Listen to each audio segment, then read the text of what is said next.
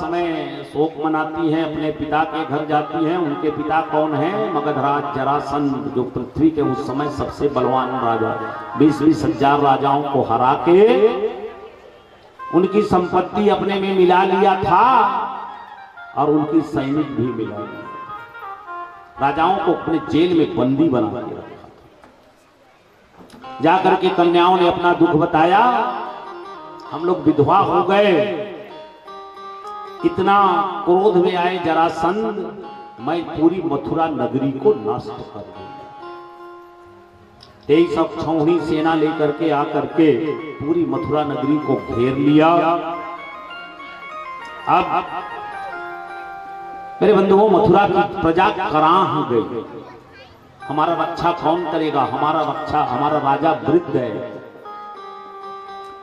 कृष्ण और बलराम ने रक्षा की जिम्मेदारी उठाई। कृष्ण और बलराम बाहर निकलते हैं। आकाश से 2 रथ चलाया, एक रथ पर कृष्ण, दूसरे पर बलराम जी। भगवान का हथियार सुदर्शन नाम का चक्र, कौमोद नाम का सारंग नाम का धनुष, दुमत नाम का तलवार, वो सब भगवान के पास चलाया। मेरे बंधुओं, बलराम जी का हथियार, बलराम जी का 2 हथियार है, हल मुसल। बलराम जी के पास अब युद्ध के लिए भगवान कृष्ण विचार कर रहे हैं। क्या? चिंतयामास भगवाना हरि कारण मानुष तद्देश कालानुगुणम स्व अवतार प्रयोजनम। अपने अवतार लेके कारण का स्मरण किया। मेरा अवतार पृथ्वी के भार को हरण करने के लिए है। यहीं से भगवान का शुरुआत है, पृथ्वी का भार हरण। मेरे बंधुओं, जाके युद्ध में खड़ा होते हैं। उधर जरासंध जैसे देखे कि ये बालक लड़का 13-14 साल के ये खड़ा है युद्ध में मेरे सामने, हंसने लगे। चले आओ, युद्ध का 2-4 दावें सिखा देते हैं। जरासंध ने बाण चलाया और जरासंध का एक बाण 50 बाण बन के कृष्ण बलराम के ऊपर गिरता था। थोड़ी देर में कृष्ण और बलराम दोनों का रथ बाण के पिंजरा से ढक गया। मथुरा की प्रजा अट्टालिका में चढ़ के देख रही थी। जब देखी कि इनका तो रथ ही नहीं दिखाई दे रहा हो, बड़ा दुखी है। तब तक भगवान ने चक्र सुदर्शन को आदेश दिया, सुदर्शन जा करके बाणों के पिंजरा को काटो। भगवान का सुदर्शन चक्र चलता है, बाण का पिंजरा कट जाता है। दोनों रथ ऐसा प्रकट हो गए जैसे प्रातः काल सूर्य उदय होता है। युद्ध होता है। उस युद्ध में भगवान ने सेना संहार किया और बलराम जी जाकर के जरासंध के रथ को तोड़ दिया। जरासंध का पशुओं को मार दिया। बिना रथ के हुआ पकड़ लिए बलराम जी, खींच के ले आए कृष्ण के पास। भगवान कृष्ण कहते हैं, बस भैया, इसको मारना नहीं है, इसके पास अभी बहुत सेना है, इसको मार दिए तो सेना बची रह जाएगी जो पृथ्वी के लिए भार है, अन्यायी है, छोड़ दीजिए। तो मेरे बंधुओं, अपमान करके छोड़ दिया। जीवन में पहली बार युद्ध हारे थे जरासंध। उनको लगता है इससे तो अच्छा था कि मैं मर गया होता, अपमान का बदला लूंगा। जाकर के फिर से 23 छौड़ी सेना लेके आए, मथुरा को घेर लिए। उसी तरह से युद्ध हुआ। सेना मारा गया, उनका अपमान करके छोड़ दिया गया। 1 2 3 4 17 बार, और 17 बार वैसा ही युद्ध। मेरे बंधुओं, उसी समय पश्चिम के देश का एक राजा, यूनान देश, जिसको हम लोग कहते हैं यूनान देश, वहीं के राजा थे। नाम था काल यवन। वो कोई युद्ध हारता नहीं था। किसी धनी नगरी को जीतना चाहता है, बड़ी बड़ी सेना है, नारद बाबा मिल गए, पूछे धनी नगरी, कहे सबसे धनी नगरी मथुरा। मथुरा को जीतना है, वहां का राजा कौन है? तो कृष्ण का स्वरूप बताता है। अब वो आ रहा है, 18वीं बार जरासंध आने वाला। बार बार के युद्ध से मथुरा की प्रजा अगुता गई है। किसी ने तो सीधे कृष्ण से कह दिया कि यह सब कृष्ण के कारण हो रहा है। भगवान ने देखा मेरी प्रजा दुखी, तो भगवान ने तुरंत विश्वकर्मा को बुलाया। विश्वकर्मा जी आते हैं, आदेश दिया कि जाओ एक ऐसा गढ़ी बनाओ जहां शत्रु पहुंच ना सके। इति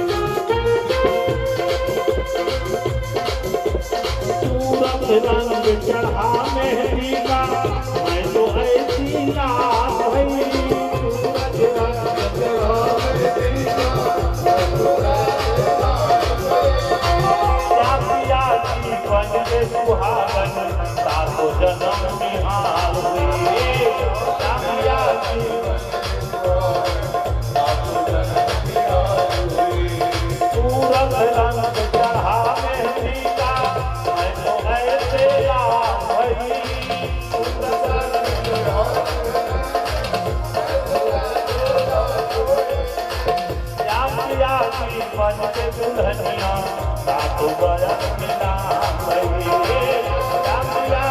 बन के दुल्हनिया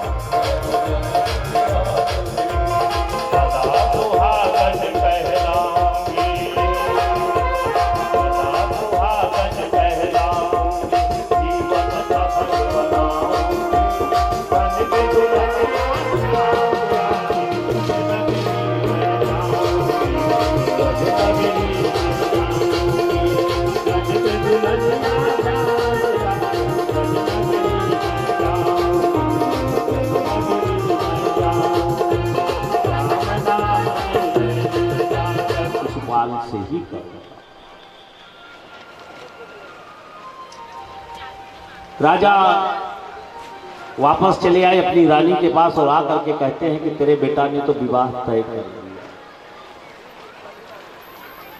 माता सुनती है तो माता कहती है कि आप पिता हैं और निर्णय आपको करना है, सब लोग मिल के निर्णय करिए। कहे क्या निर्णय करूं, तेरा बेटा तो तय कर दिया। आकर के माता जाती है कन्या के पास और जाकर के कन्या से कहती है कि बेटी हम तेरा विवाह करना चाहते हैं।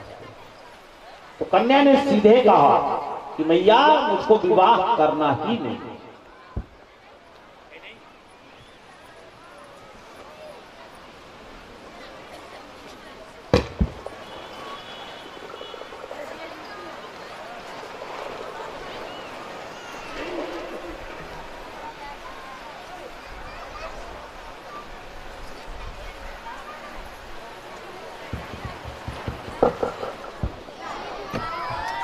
रुक्मिणी ने कृष्ण को देखा, एक दूसरे को देख के मुस्कुराए।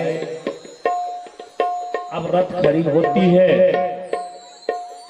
मंगल कलश उतारा गया, ले जाकर के मंगल कलश देवी के सामने रखा जाता है। मेरे बंधुओं, मंगल गीत गाते हुए वृद्धा ब्राह्मणियां रुक्मिणी को लेकर के देवी का पूजन कराने जा रही है।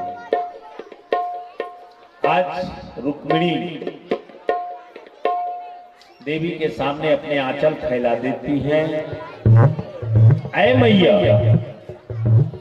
एक दिन सीता ने भी भगवान राम को तब पाया था जब गिरिजा का पूजन किया था। आज मेरे भी ऐसे ही विचार, अपना आंचल फैला दिया और देवी के मूर्ति में चढ़ा हुआ एक फूल नीचे गिरता है और वो सीधे रुक्मिणी के आंचल। ऐसा लगता है देवी ने मुझको प्रसाद दे दिया। अब बड़ा प्रसन्न मन होकर के देवी का परिक्रमा के बाद रुक्मिणी बाहर निकलती है। रुक्मिणी जब बाहर निकलती हैं, मंगल कलश ले जाके रखा गया। रथ में कुछ वृद्धा ब्राह्मणियां बैठ गई। कहे राजकुमारी बैठिए। रुक्मिणी का नजर इधर उधर देख रही है, भगवान कृष्ण को खोज रही है, लेकिन भगवान कृष्ण कहीं दिख नहीं है। अंत में बड़े अनमने मन से अपना एक पैर रथ के पावदान में रखा। तब तक देखा किसी ने नहीं, अचानक भगवान कृष्ण वहीं पर प्रकट हो गए और प्रकट होकर के रुक्मिणी का हाथ पकड़ा और खींच करके अपने रथ की ओर ले जा रहे हैं। बोलिए द्वारिकाधीश भगवान की। ले जा करके भगवान ने रुक्मिणी को अपने रथ में बैठा लिया। इधर जो सिपाही गए थे रक्षा करने, देखो देखो देखो कोई कन्या लेके जा रहा है, ये तो द्वारिकाधीश है। भगवान ने एक बाण चलाया और बाण जाके पृथ्वी पर लगता है। स्तंभन बाण जो जहां था वहीं मूर्ति के समान खड़े रहे, कोई बढ़ नहीं पाया। और भगवान कृष्ण ने रुक्मिणी को लेके चल देते हैं। उनके पास बहुत सा समय था, चाहते लेके चल देते, लेकिन मेरे बंधुओं जानबूझ के धीरे धीरे चलने लगे। उनको अभी किसी का इंतजार है। अब थोड़ी देर में स्तंभन टूटता है और जब स्तंभन टूटा, मेरे बंधुओं सब जितने सिपाही वो कहने लगे देखो देखो देखो कोई कन्या लेके भाग गया, जाओ छुड़ा के लाओ। तो किसी ने कहा कि सुनो, एक बाण चला, हम लोग सब मूर्ति बन गए, हम कुछ नहीं कर पाएंगे। महल में चलो, महल में बताओ, बारात में बहुत बड़ी सेना आई है, वो लोग जाएंगे कन्या लेके आए। अब दौड़ के आए महल में बताए, महल में हाहाकार मच गया। और उठिए तो आप लोग। किसी ने जाके बारात में बताया, तो बारात में बहुत बड़ी सेना आई है, जरासंध की सेना, साल्व नरेश की सेना, काशी नरेश की सेना, भौमासुर की सेना, ऐसा वो सेना चलती है, इस तरह से कि जैसे प्रलय काल में समुद्र का जल सीमा तोड़ के आगे बढ़ता है। मेरे बंधुओं, रुक्मी ने जब सुना तो रुक्मी ने हथियार बांधा, रथ में सवार हुए, प्रण किया मैं जाऊंगा और जाकर के उस द्वारकाधीश को मार के अपनी बहन को लेके आऊंगा, शिशुपाल से विवाह कराऊंगा, और अगर ऐसा नहीं कर पाया तो मैं वापस इस नगरी में आऊंगा ही नहीं। ऐसा संकल्प करके वो चलते हैं। और मेरे बंधुओं, भगवान को उसी का इंतजार, जो भगवान धीरे धीरे रथ चला रहे थे ना, रुक्मी का ही इंतजार कर रहे थे भगवान। रुक्मी जैसे पहुंचे, आवाज लगाए, ऐ चोर रुक जाओ। कभी माखन की चोरी करता था, कभी दही की चोरी करता था, और आज मेरे बहन की चोरी कर रहा है, रुक जाओ। और जैसे कहे रुक जाओ तो भगवान कृष्ण रुक गए। मेरे बंधुओं, वो हथियार चलाया, जितने हथियार चलाया सब भगवान कृष्ण हथियार उसका काटते चले। रुक्मिणी ने कभी युद्ध देखा नहीं, भगवान ने अपने पीछे कर लिया था, समस्त हथियार उनका काटते चले गए। अंत में भगवान कृष्ण ने बाण चलाया, उसके धनुष को काट दिया, रथ के पशुओं को मार दिया, रथ का कुबर उड़ा दिया, वो बिना रथ के हो गया। अब नीचे उतर के बड़ा तेज धार का तलवार लेकर के भगवान कृष्ण की ओर आ रहा है। भगवान कृष्ण ने वो भी नीचे उतरने लगे तो रुक्मिणी ने हाथ पकड़ लिया, नहीं आप मेरे भाई को मत मारिए, वो मेरा भाई है। भगवान कृष्ण ने वचन दिया, मैं तेरे भाई को मारूंगा नहीं, लेकिन उसको दंड तो देना ही पड़ेगा। मेरे बंधुओं, भगवान कृष्ण नीचे उतरते हैं, रुक्मी हाथ में तलवार लेके दौड़ रहा। भगवान कृष्ण ने रुक्मी को पकड़ लिया, उनके हाथ से तलवार छीन लिए, रुक्मी को बैठा दिया, और उसी का तलवार उसी को लेके, बड़ा तेज धार का तलवार था, उसके सिर पर चलाए। और कैसा चलाए, केवल बाल काटे, एक बार पूरब से पश्चिम, एक बार उत्तर से दक्षिण, और बीच बीच का बाल।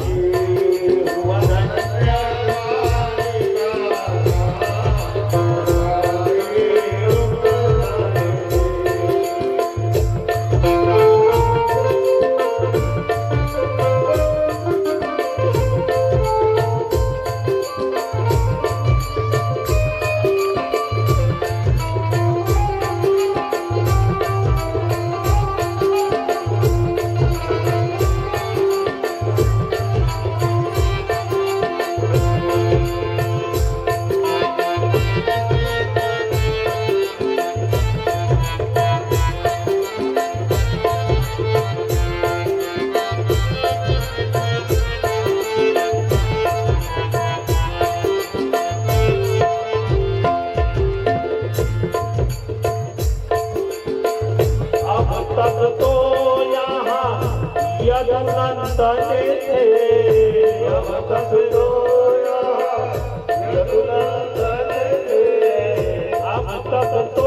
यहाँ यदुनंदन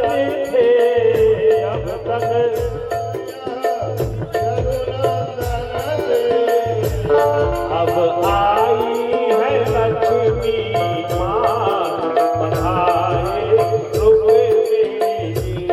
अब आई है लक्ष्मी माँ बधाए रुक मेरी। हुआ धन्य द्वारिका माँ बधाए रुक मेरी। हुआ धन्य द्वारिका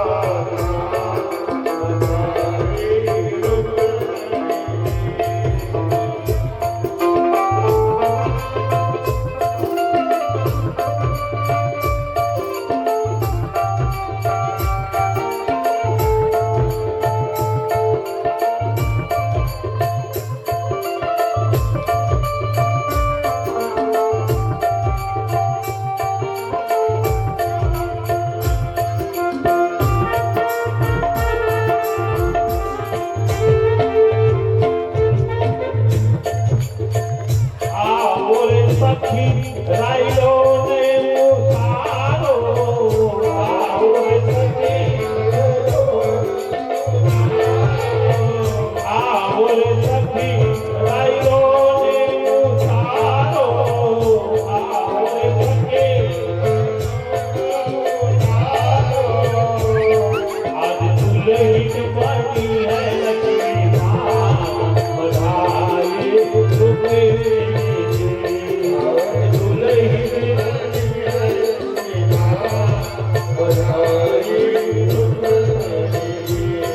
हुआ धन्य द्वारिका बधाए रुक मेरी।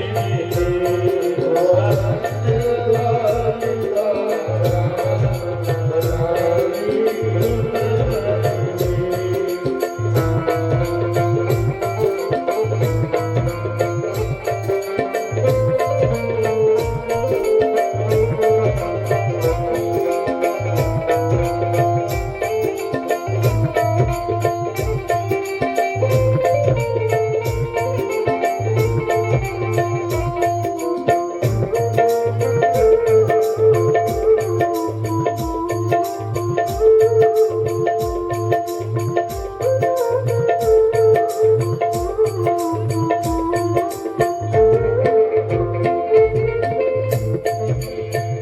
हंसी खुशी सब नाचो रे गाओ।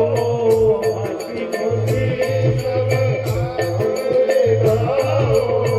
हंसी खुशी सब नाचो रे गाओ। हंसी खुशी सब नाचो रे गाओ। आज दुल्हा बने हैं मेरे श्याम बधाए रुक मेरी।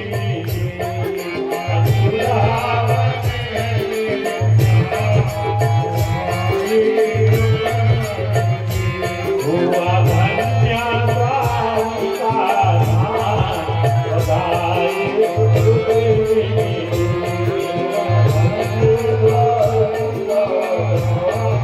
बधाए रुक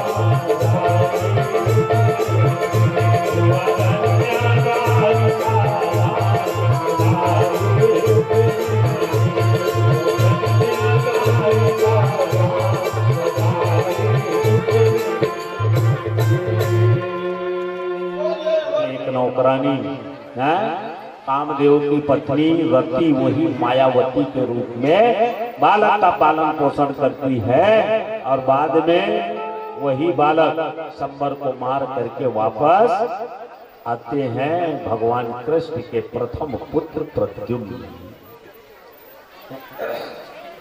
मेरे बंधुओं,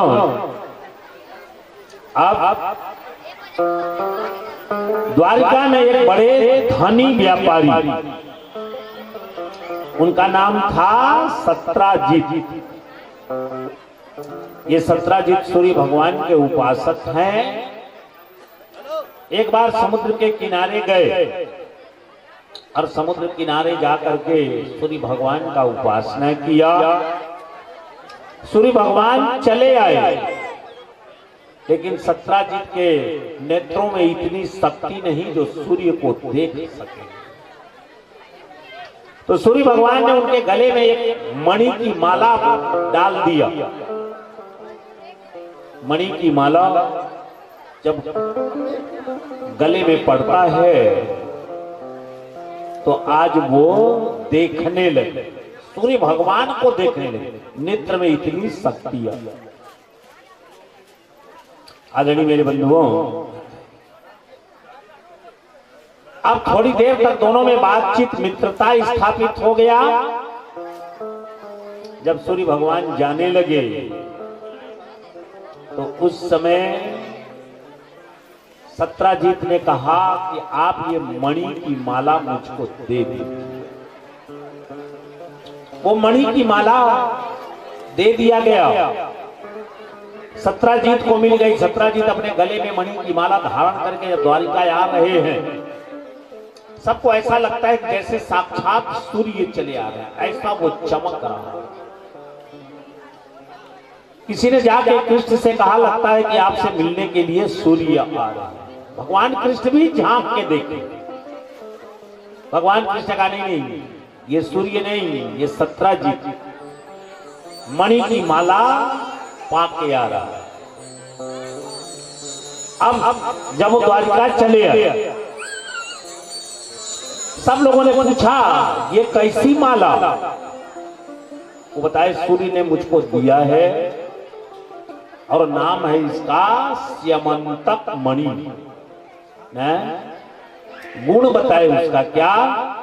दीने दीने स्वर्ण भारान अष्टौ सृजति प्रभो दुर्भिक्ष मार्य रेष्टानि सर्वाधि व्याधयो शुभा।